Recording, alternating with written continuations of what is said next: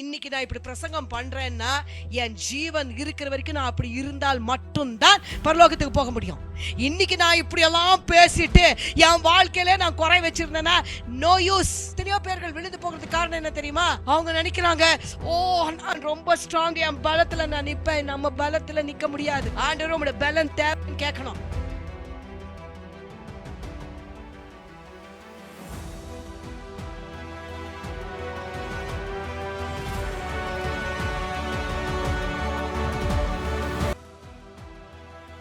விமோச்சன காண்டா 14 வாசி. அப்பொழுது கர்த்தர் மோசேயை நோக்கி, நீ என்னிடத்தில் முறையிடுகிறது என்ன? புறப்பட்டு கேக்குறாரு, நீ என்னிடத்துல என்ன? என்னிடத்துல என்னத்துக்கு முறையிடுற? அப்படின்னா ஏன் அழுற? ஏன் என்னிடத்துல கெஞ்சிக்கிட்டு இருக்கிற? ஏன் இப்போ இவங்க ஜெபிக்கிறத கர்த்தர் வேண்டாம்னு சொன்னாரா? ஏன் அந்த வார்த்தையை ஆண்டவர் சொன்னார்? அப்போ ஆண்டவர் God was dealing with their emotions. அவர்கள் எகிப்திலிருந்து வெளியில வந்துட்டாங்க. எகிப்திலிருந்து என்னமோ வெளியில வந்துட்டாங்க, சரீர பிரகாரமா வெளியில வந்துட்டாங்க. ஆனா அவங்க மைண்ட் இன்னும் எங்க இருந்தது? எகிப்தில பிடிபட்டு கிடந்தது. சில நேரங்கள்ல சில காரியத்தை கர்த்தர் நம்மளை விடுவிச்சு கொண்டு வந்திருப்பார். ஆனா நாம மாத்திரம் என்ன பண்ணிருக்க மாட்டோம், வெளியில வந்திருக்க மாட்டோம். இந்த டைலமா யாருக்கு இருந்தது? இந்த இஸ்ரவேல் ஜனங்களுக்குள்ள காணப்பட்டது. ஆண்டவர் அவர்களை வெளியில, நீங்க 13 நீங்க வாசித்தீங்கன்னா ஆண்டவர் சொல்றாரு, நான் என்ன பண்ணேன் எகிப்தில இருந்த மோசே சொல்றான், இந்த நாளை நீங்க என்ன பண்ணுங்க, வாசிங்க அந்த வசனத்தை. அப்பொழுது மோசே ஜனங்களை நோக்கி, பயப்படாதிருங்கள், நீங்கள் நின்று கொண்டு இன்றைக்கு கர்த்தர் உங்களுக்கு செய்யும் ரட்சிப்பை பாருங்கள். இன்றைக்கு நீங்கள் காண்கின்ற எகிப்தியரை இனி என்றைக்கும் காண மாட்டீர்கள். கர்த்தர் உங்களுக்கு ஆண்டவர் என்ன பண்ணாரு? எவ்வளோ ஒரு வல்லமையான ஒரு வார்த்தை சொன்னார்னா, இதே போல அன்னைக்கு இருந்த எகிப்தியர்கள் இன்னைக்கு இல்ல. அன்னைக்கு இருந்த அந்த எத்னிசிட்டி, அந்த ரேஸே இன்னைக்கு இல்ல. மோசேயை சந்தித்த இஸ்ரவேல் ஜனங்களை ஒடுக்கின அந்த பார்வோனுடைய அந்த சந்ததி இப்ப என்ன இல்ல. ஆண்டவர் சொன்னாரு அவங்களுக்கு வாக்குத்தத்தம், இன்றைக்கு காண்கிற, இன்னைக்கும் நம்ம வசனமாய் போட்டுக்கிறோம். உண்மையாகவே அந்த ரேஸே இல்லைங்க. இன்னைக்கு நீ காண்கிற இந்த எகிப்தினை மறுபடியும் காண மாட்டேன்னு ஆண்டவர் சொன்னார். அதே போல அன்னைக்கு இருந்த எகிப்தியர்கள் இன்னைக்கு எகிப்தியர்கள் எப்படி இருக்கிறாங்க? நல்ல ஃபேரா அப்படிதான் இருக்கிறாங்க. யாருன்னா பார்த்தீங்கன்னா ஈஜிப்சியன், இப்போ என்னங்க நீங்க கூகுளில் போட்டால் கூட வந்துடும். ஸோ ஈஜிப்சியன்ஸ் எப்படி இருப்பாங்க? நல்ல ஃபேரா இருப்பாங்க. ஆனா மோசே காலத்தில் இருந்த எகிப்தியர்கள் அப்படி இருக்கவில்லை. அவர்கள் கருப்பு நிறையமுடையவர்களாய் நம்ம ஆப்பிரிக்கா தேசத்தை சேர்ந்தவர்கள் போல அவர்கள் காணப்பட்டார்கள். போட்டிபாரும் அப்படிதான். போட்டிபாருடைய மனைவியும் எப்படி இருந்தாங்க? கருப்பு நிறம் உள்ளவர்களாய் தான் இருந்தார்கள். நீங்கள்லாம் இந்த 10 கமாண்ட்மெண்ட்ஸ் மூவி எல்லாம் பார்த்துட்டு அதுல வர எகிப்தியர்கள் எப்படி இருப்பாங்க? நல்ல ஃபேரா இருப்பாங்க. அப்படி இருக்கவில்லை. அப்படி பைபிள் காலத்துல, மோசேயுடைய காலத்துல அப்படி இருக்கவில்லை. எகிப்தியர்கள் கருப்பு நிறமுடையவர்களாய் நல்ல திடகாத்திரமாய் நல்ல ஹைட்டா வெயிட்டா இருந்தாங்க. ஓகே, அதுக்கு தான் இந்த இஸ்ரவேலுடைய பிள்ளைகள் பிறக்கும் பொழுது அந்த 2 மருத்துவச்சிகளும் என்ன சொன்னாங்க? எபிரேய பெண்கள் சீக்கிரமாக என்ன பண்ணுகிறார்கள்? மனையிலேயே பிரசவித்து விடுவார்கள் என்று. அது சும்மா அவங்க அப்படி சொன்னாங்க. ஆக்சுவலி அந்த பார்வோனுடைய குமார்த்தி அவர்களெல்லாம் ரொம்ப ஸ்ட்ராங்கா, ரொம்ப பயங்கரமா இருந்தவங்க. ஆனா ஆண்டவர் அவர்களுக்கு சொல்றாரு, இன்னைக்கு நீ பாக்குற, அவங்கள பார்க்கவே மாட்டேன். இன்னைக்கு பாக்குற இந்த என் ஜனத்தை ஒடுக்கினவர்களை நீ இருக்கவே மாட்டேன்னு முதலே அவர்களுக்கு சொல்லிவிட்டார். அதே போல அந்த இனமே இல்லாமல் போய்விட்டது. இன்னைக்கு இருக்கிற எகிப்தியர்கள் அவர்கள் அல்லவே அல்ல. சரி, அது சம் ஹிஸ்டரி. அப்போ ஆண்டவர் மோசேயின் மூலமாய், அப்போ மோசே என்ன சொல்றாரு? இந்த நாள் உங்களை எதுல இருந்து ஆண்டவர் விடுவித்தாரா? from where he has delivered you from the bondage. அப்போ இந்த slavery அவூத் இல்லைன்னா அவீத் என்கிறதான் இந்த வார்த்தை. அந்த பார்வோனுக்கு அவர்கள் எப்படி இருந்தார்கள்? எத்தனை வருஷங்கள் அடிமையப்பட்டிருந்தார்கள்? 400 வருஷங்கள். இந்த அடிமைத்தனத்துல இருந்து இருந்து இருந்து இருந்து பழகி பழகி பழகி பழகி பழகி சில காரியங்கள் பழகி போயிட்டா அதுல இருந்து வெளியில வர்றது ரொம்ப கஷ்டம். ரொம்ப பழகி போயிட்டா என்ன ஆயிடும்? சில பேர் பாருங்களேன், நல்ல பெரிய வீட்டுல இருப்பாங்க, ஆனா நல்லா அதை அனுபவிக்க முடியாதபடி இருப்பாங்க. நல்ல வீட்டுக்கு வந்துட்டோமானாலே அவங்களுக்கு என்ன தெரியாது, ஆண்டவர் மாத்திருப்பார் நிலைமை, ஆண்டவர் மாத்திருப்பார். ஆனாலும் என்ன இருக்காது, அதை என்ஜாய் பண்ண முடியாதபடிக்கு என்ன பண்ணுவாங்க, இன்னுமே அந்த கட்டிலே இருப்பாங்க. நான் நிறைய பேரை பார்த்திருக்கிறேன். முதல்ல கஷ்டத்துல இருந்திருப்பாங்க, ஆண்டவர் ஏற்றுக்கிட்டாங்க, ஆண்டவர் சில விடுதல்களை கொடுத்திருப்பாரு. ஆனா விடுதலை வந்த பிறகு கூட அவர்கள் இன்னும் அந்த பாண்டேஜ்ல இருக்கிற மைண்ட் செட்லயே இருப்பாங்க, இன்னும் அந்த பழைய காரியத்துல இருக்கிற மாதிரியே இருப்பாங்க. எவ்வளவுதான் சில காரியங்களை தேவன் செய்தாலும் நமக்கு என்ன பண்ண முடியல, அதை அனுபவிக்க ருசிக்க முடியல. இன்னைக்கு நான் சொல்றேன், இயேசுவின் நாமத்தினால கர்த்தர் கொடுத்ததை ருசிங்க. கர்த்தர் கொடுத்ததை கொஞ்சமா இருந்தாலும் அனுபவிங்க. அது இல்லையே, சில பேரோட மைண்ட் செட் பாருங்க, எப்பவுமே ஒரு துக்க முகமா இருப்பாங்க. ஏன்னா அவங்களுக்கு மத்தவங்களுக்கு மாதிரி இவங்க இல்லையா. அட போங்க, என்ன நான் பெருசா நல்லா இருக்கிறேன், ஏதோ ஒரு கார் வாங்கிட்டேன், ஏதோ ஒரு வீடு வாங்கிட்டேன். நான் சொல்லுவேன், அதுக்குதான் எங்க அப்பா எப்பவுமே சொல்லுவார், நம்மளை விட மேல இருக்கிறவங்கள பார்க்கவே பார்க்காத, நம்மளை விட கீழே இருக்கிறவங்கள பார்த்தேன்னா நிறைய பாடங்கள் உனக்கு கற்றுக்குவேன்னு சொல்லுவார். இன்னைக்கு வரைக்கும் அது நான் ஒரு பாடமா வச்சிருக்கிறேன். நம்மளை விட மேல இருக்கிறவங்கள பார்க்க வேணாம், அவங்களுக்கு அவங்க வாழ்க்கை அவங்க இருந்துட்டு போட்டோம். நம்மளை விட எத்தனையோ பேர் எவ்வளவோ நிலைமைகளில இருக்கிறார்கள், எவ்வளோ பாதையில, கஷ்டத்துல, துன்பத்துல எத்தனையோ நாட்கள் இருக்கிறார்கள். ஆனா அந்த நிலைமையிலும் அவர்கள் தேவனை ஆராதிக்க விடவில்லை, தேவனை தேட விடவில்லை. எவ்வளோ அடிகள் வாங்கி, எவ்வளோ கஷ்டப்பட்டு, ரண காயத்தோடு தேவனை ஆராதிக்க வந்தவர்களே எனக்கு தெரியும். ஒரு அம்மா சாரி அப்படி மூடிட்டு வருவாங்க, எப்ப வந்தாலும் அப்படியே மூடிட்டு வருவாங்க, மூடிட்டு வந்தா உக்காந்துட்டு அவங்க சத்தியத்தை கேட்டு போவாங்க.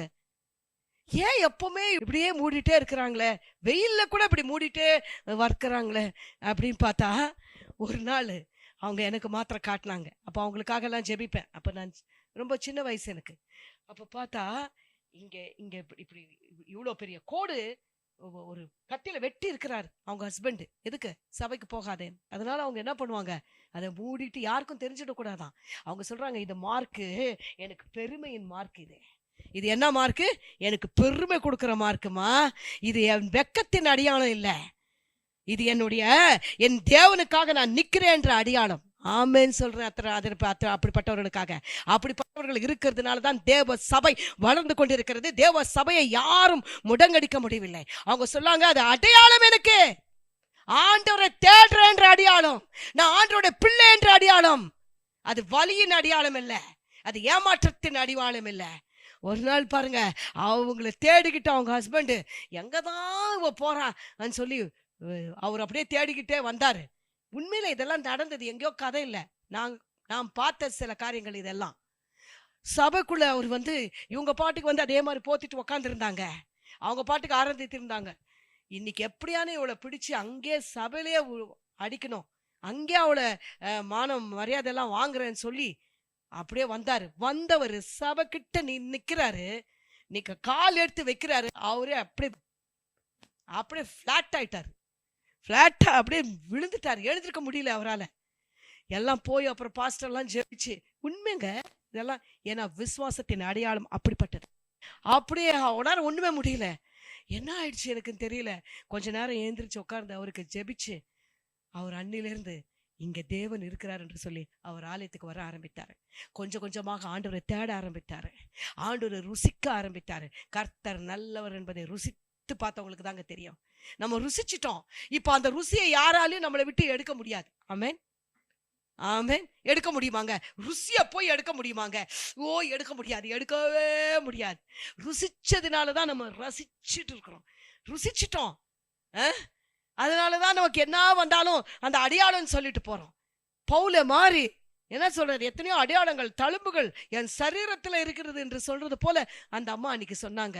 இன்னைக்கு குடும்பமாய் சேர்ந்து தேவனை ஆராதிக்கிறாங்க, குடும்பமாக தேவனுக்கு சாட்சியா இருக்கிறாங்க. அன்னைக்கு அவங்க பயந்திருந்தா இன்னைக்கு அவரை ரட்சிப்புக்குள்ள நடத்திருக்க முடியாது. சில பேர் சில பயங்கள்னால சில பேர் நம்ம ரட்சிப்புக்குள்ள நடத்த முடியல. எதுக்கு பயப்படணும், எதுக்கு பயப்படக்கூடாதுன்னு இருக்குது. அதனால நான் எதிர்த்து நில்லு, சண்டை போடு அப்படியெல்லாம் சொல்ல வரல.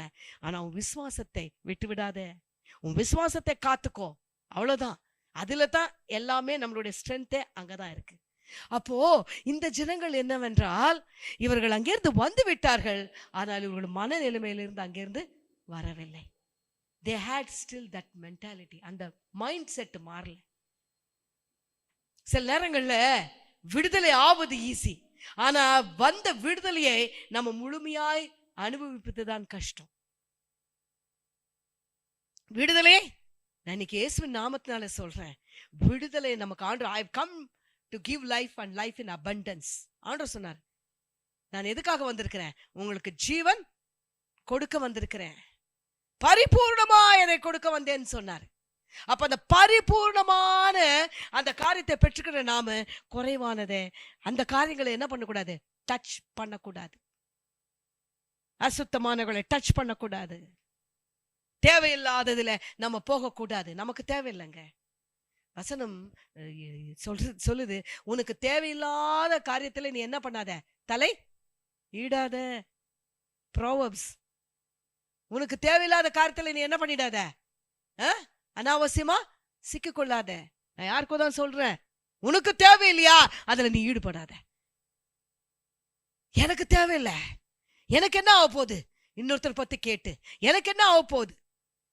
இந்த இங்க நிறைய நடந்துகிட்டு இருக்குது, நிறைய விஷயம். இப்ப பாருங்க, இந்த ஜபல்பூர்ல கூட இதுக்கு போட்டிங் போனவங்க அப்படியே நிறைய பேர் இறந்து போயிட்டாங்க. நினைச்சிருப்பாங்களா? அதுக்கு ஒரு 2 minutes முன்னாடி அந்த வீடியோ போட்டிருக்காங்க. அந்த அந்த அந்த சம்பவம் நடக்கிறதுக்கு 2 நிமிஷம் முன்னாடி அவங்க எல்லாம் ஹாப்பியா அப்படியே செல்ஃபி எடுத்துக்கிட்டு எப்படி இருக்கிறாங்க, நல்லா ஹாப்பியா எல்லாரும் போயிருந்திருக்கிறாங்க. ஜஸ்ட் ஒன் மூமெண்ட் இஸ் இனஃப்ங்க. நான் நினைப்பேன், ஆண்டவரே உங்களுடைய கரமில்லாத ஒரே ஒரு க்ஷணம் எங்களை எங்க வேணா கொண்டு போய் விட்டுடும் ஆண்டவரே. எது வேணா நடந்திருக்கலாம் இல்லையா?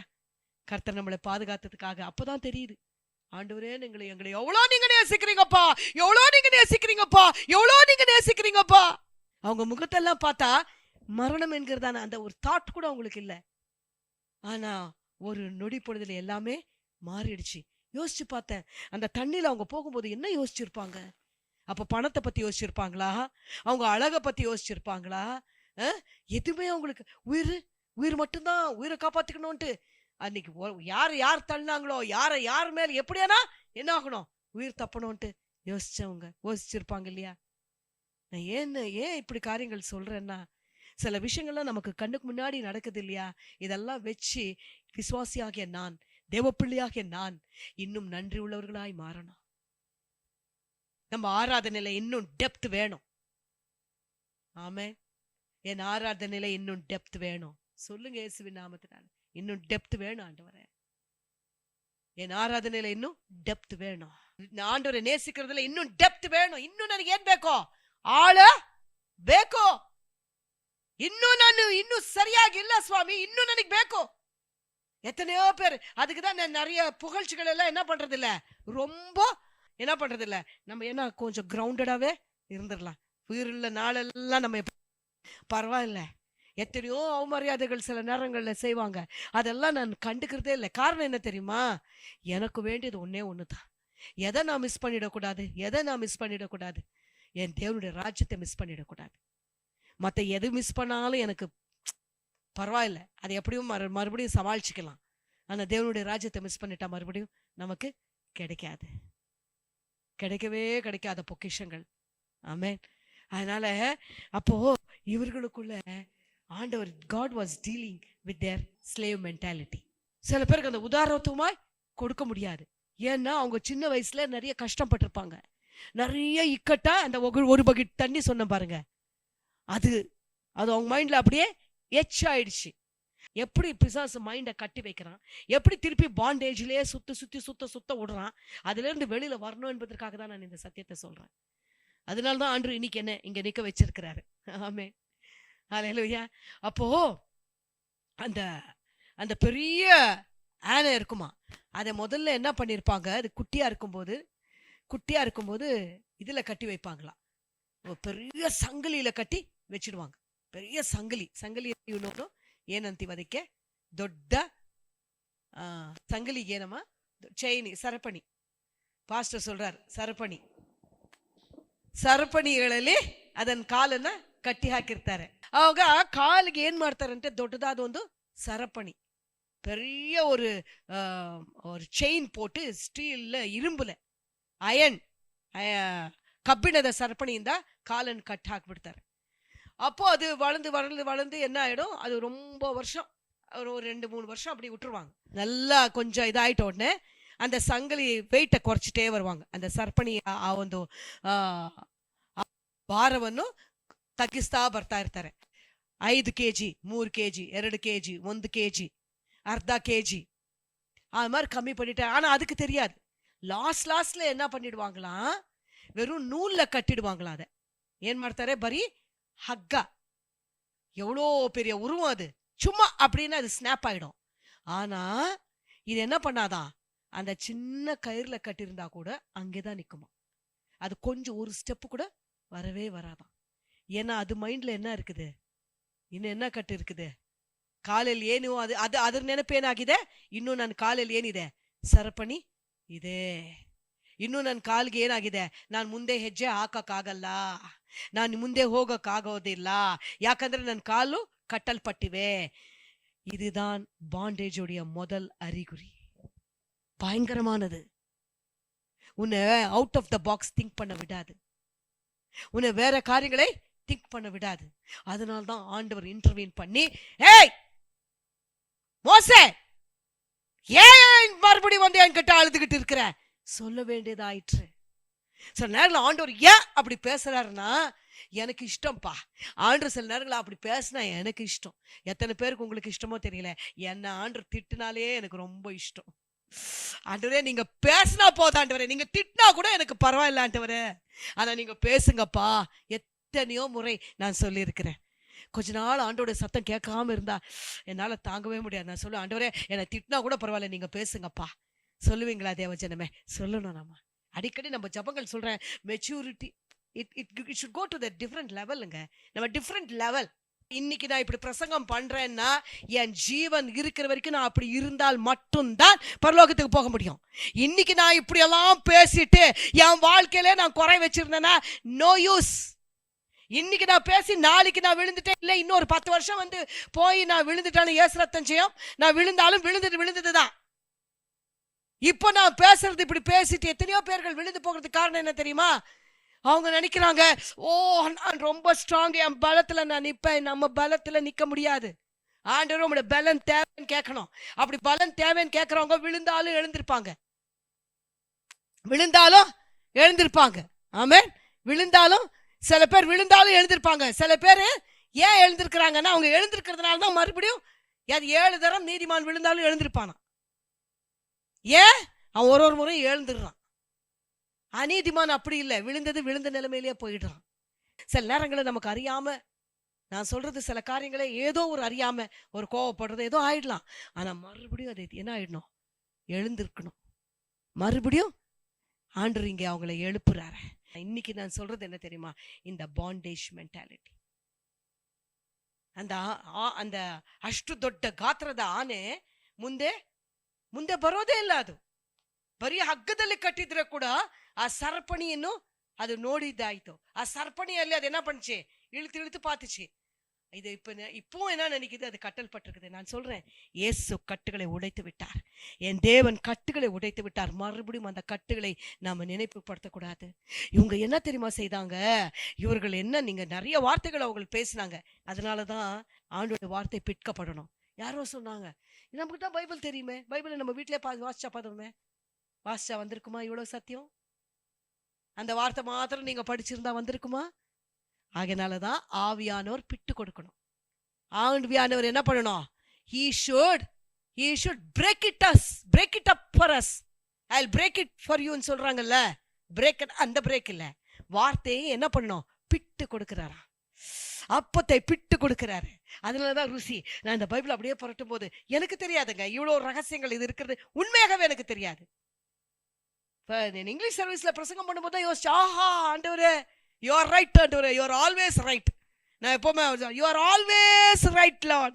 நீங்க பிட்டு கொடுக்கும் போது தான் ஆண்டவரே எங்களுக்கு தெரியுது. இல்லைன்னா நான் சும்மா படிச்சிருப்பேன். ஆண்டவரே கோன்னு சொன்னாரு, கோ, okay, I'll write, okay, I'll move. மிஞ்சி போனா ஏதோ 2 வார்த்தை தான் சொல்லியிருப்பேன். ஆனா நீங்க இதுக்குள்ள இவ்வளோ அர்த்தம், இவ்வளோ காரியம் வைத்திருக்கிறீங்களா ஆண்டவரே, எனக்கும் என் சபை பிள்ளைகளுக்கும் ஆண்டவரே, நன்றி ஆண்டவரேன்னு சொன்னேன். நன்றி ஆண்டவரே. அதனால பிரசங்கங்களை மிஸ் பண்ணிடாதீங்க. தேவன் உங்களை சபையில வைத்திருக்கிறான்ற காரணம் இருக்குது. இன்னைக்கு வேண்டாம் அப்படி இருக்கலாம், ஒரு நாள் வரும் இந்த சபையில உங்களை தேவன் உயர்த்தி வச்சிருப்பாரு. ஒரு நாள் நீங்க ஊழியர்களாய் மாறுவீர்கள். ஒரு நாள் வரும் நம்ம எல்லாரும் சேர்ந்து தேவனுடைய ராஜ்யத்தை எழுப்புகிறவர்களாய் கர்த்தர் நம்மளை மாற்றுவார். நான் சொல்றேன், டோன்ட் கேர் அபவுட் எனிதிங். நான் சொன்னேன் 2 விஷயம் சொல்லுங்க. என்ன 2 விஷயம்? What is our motivation? என்னது? 1, கடைசி மூச்சு வரைக்கும் அவரை ஆராதிக்கணும். இன்னொன்னு, கடைசி மூச்சு வரைக்கும் இந்த வார்த்தையை யாருக்காவது சொல்லிடணும். எப்படியாக இந்த வார்த்தையை சொல்லிக் கொண்டிருக்க. இந்த 2 விஷயம், இதை நாம செய்து முடிக்கலாம். கர்த்தர் நம்மளை ஆசீர்வதிப்பாராக. ஆமேன், ஆமேன், ஆமேன், ஆமேன். ஆண்டவரே, நம்முடைய பிள்ளைகளுக்காக நான் ஜெபிக்கிறேன்ப்பா. இன்னைக்கு வார்த்தையை கேட்டிருக்கிறாங்க ஆண்டவரே. அப்பா ತಗಪ್ಪನೆ ಮರುಬಡಿயும் ಆಂಡವರೇ. ಅಪ್ಪ ಸರಪಣಿಗಳಲ್ಲಿ ಸ್ವಾಮಿ ನಾವು ಕಟ್ಟಲ್ಪಟ್ಟಿಲ್ಲ ಸ್ವಾಮಿ. ಫಾರೋನನ ಕಾರ್ಯಗಳಲ್ಲಿ ನಾವು ಕಟ್ಟಲ್ಪಟ್ಟಿಲ್ಲ ஆண்டவரே. அப்பா தகப்பனே, நீங்க அங்க இருந்து எங்களை விடுதலையாக்கி இருக்கிறீர். அதை நாங்கள் உணர்ந்து கொள்ள உதவி செய்யுங்க. மரண கட்டுகளிலிருந்து எங்களை விடுவித்திருக்கிறீர். அதை நாங்கள் ருசிக்க எங்களுக்கு உதவி செய்யுங்க. தொடர்ந்து எங்களோடு இடைப்படுங்க. தொடர்ந்து எங்களோடு நீங்க பேசுங்கப்பா. நீங்க திட்டினா கூட பரவாயில்ல, நீங்க எங்க கூட பேசுங்க அப்பா. நீங்க என் கூட பேசுங்க, நீங்க என் கூட பேசுங்கப்பா. ஆண்டவரே, நீங்க பேசினா போதும் ஆண்டவரே. அப்பா, உமக்காக நான் வாழ்வேன் ஆண்டவரே. இயேசுவின் நாமத்தில் பிதாவே. ஆமென், ஆமென்.